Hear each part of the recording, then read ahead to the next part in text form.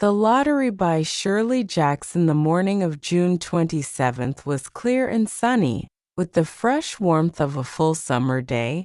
The flowers were blossoming profusely and the grass was richly green.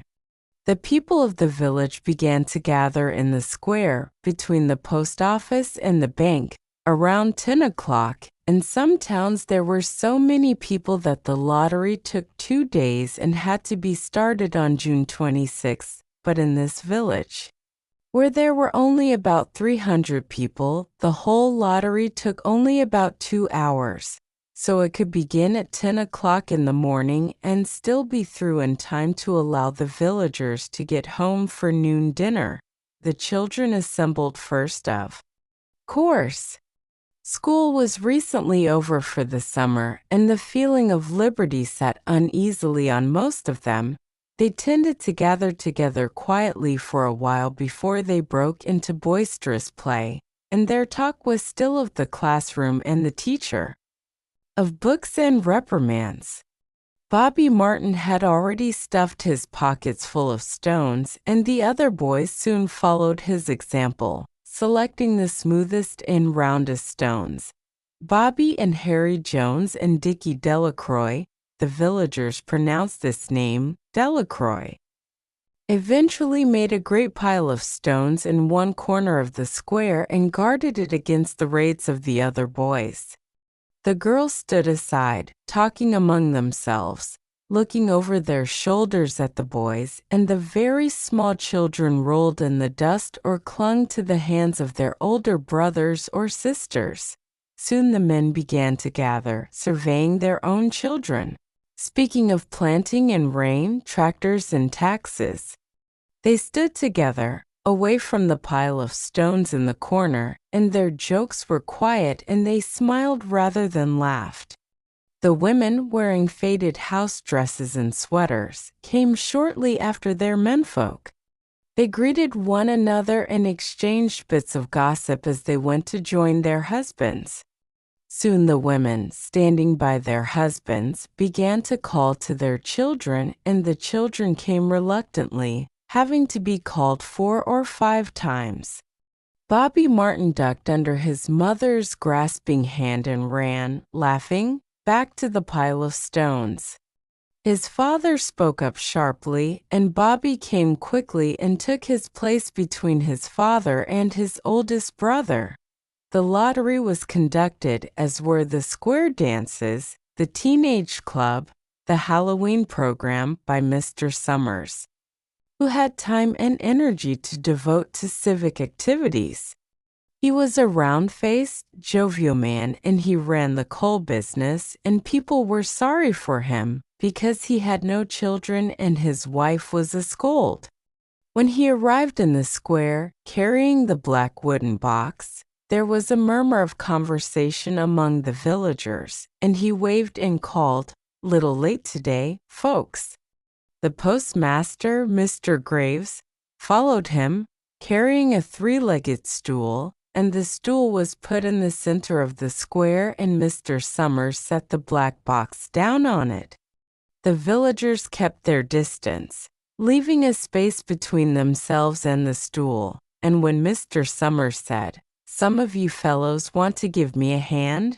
there was a hesitation before 2 men. Mr. Martin and his oldest son, Baxter, came forward to hold the box steady on the stool while Mr. Summers stirred up the papers inside it. The original paraphernalia for the lottery had been lost long ago, and the black box now resting on the stool had been put into use even before Old Man Warner, the oldest man in town, was born. Mr. Summers spoke frequently to the villagers about making a new box, but no one liked to upset even as much tradition as was represented by the black box. There was a story that the present box had been made with some pieces of the box that had preceded it, the one that had been constructed when the first people settled down to make a village here. Every year, after the lottery, Mr. Summers began talking again about a new box, but every year the subject was allowed to fade off without anything's being done. The black box grew shabbier each year. By now it was no longer completely black, but splintered badly along one side to show the original wood color, and in some places faded or stained. Mr. Martin and his oldest son, Baxter, held the black box securely on the stool until Mr. Summers had stirred the papers thoroughly with his hand. Because so much of the ritual had been forgotten or discarded, Mr. Summers had been successful in having slips of paper substituted for the chips of wood that had been used for generations. Chips of wood, Mr. Summers had argued, had been all very well when the village was tiny, but now that the population was more than 300 and likely to keep on growing, it was necessary to use something that would fit more easily into the black box. The night before the lottery, Mr. Summers and Mr. Graves made up the slips of paper and put them into the box, and it was then taken to the safe of Mr. Summers' coal company and locked up until Mr. Summers was ready to take it to the square next morning. The rest of the year, the box was put away, sometimes one place, sometimes another. It had spent 1 year in Mr. Graves' barn and another year underfoot in the post office, and sometimes it was set on a shelf in the Martin grocery and left there. There was a great deal of fussing to be done before Mr. Summers declared the lottery open. There were the lists to make up of heads of families, heads of households in each family, members of each household in each family. There was the proper swearing in of Mr. Summers by the postmaster as the official of the lottery. At one time, some people remembered, there had been a recital of some sort, performed by the official of the lottery, a perfunctory, tuneless chant that had been rattled off duly each year. Some people believed that the official of the lottery used to stand just so when he said or sang it. Others believed that he was supposed to walk among the people, but years and years ago this part of the ritual had been allowed to lapse. There had been, also, a ritual salute, which the official of the lottery had had to use in addressing each person who came up to draw from the box, but this also had changed with time. Until now it was felt necessary only for the official to speak to each person approaching. Mr. Summers was very good at all this. In his clean white shirt and blue jeans, with one hand resting carelessly on the black box, he seemed very proper and important as he talked interminably to Mr. Graves and the Martins. Just as Mr. Summers finally left off talking and turned to the assembled villagers, Mrs. Hutchinson came hurriedly along the path to the square, her sweater thrown over her shoulders, and slid into place in the back of the crowd. Clean forgot what day it was, she said to Mrs. Delacroix, who stood next to her, and they both laughed softly. Thought my old man was out back stacking wood, Mrs. Hutchinson went on, and then I looked out the window and the kids was gone, and then I remembered it was the 27th and came running. She dried her hands on her apron and Mrs. Delacroix said, "You're in time, though. They're still talking away up there." Mrs. Hutchinson craned her neck to see through the crowd and found her husband and children standing near the front. She tapped Mrs. Delacroix on the arm as a farewell and began to make her way through the crowd. The people separated good-humoredly to let her through. 2 or 3 people said, in voices just loud enough to be heard across the crowd, "Here comes your Mrs. Hutchinson, and Bill, she made it after all." Mrs. Hutchinson reached her husband, and Mr. Summers, who had been waiting, said cheerfully, "Thought we were going to have to get on without you, Tessie."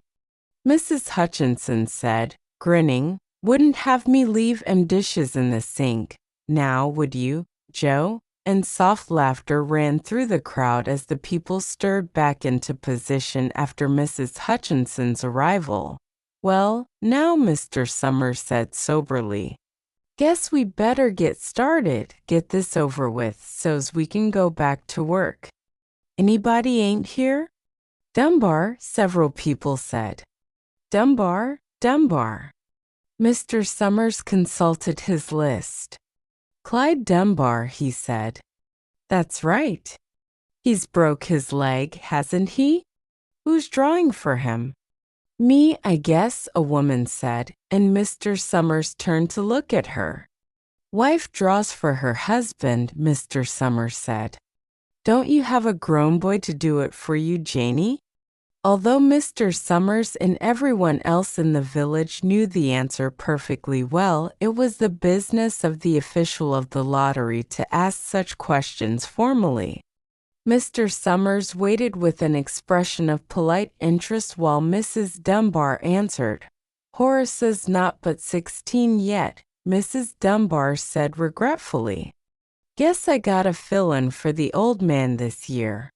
"Right," Mr. Summers said.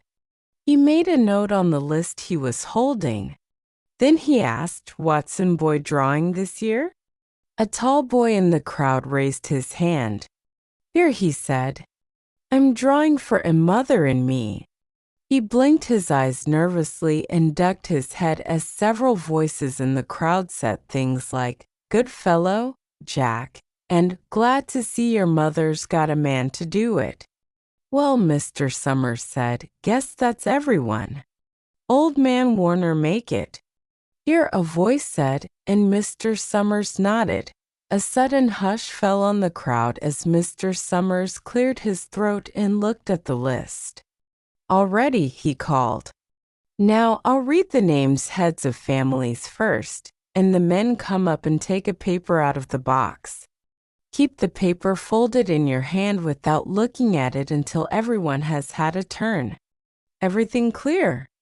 The people had done it so many times that they only half listened to the directions.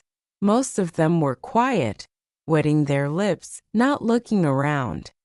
Then Mr. Summers raised one hand high and said, "Adams." A man disengaged himself from the crowd and came forward. "Hi, Steve," Mr. Summers said.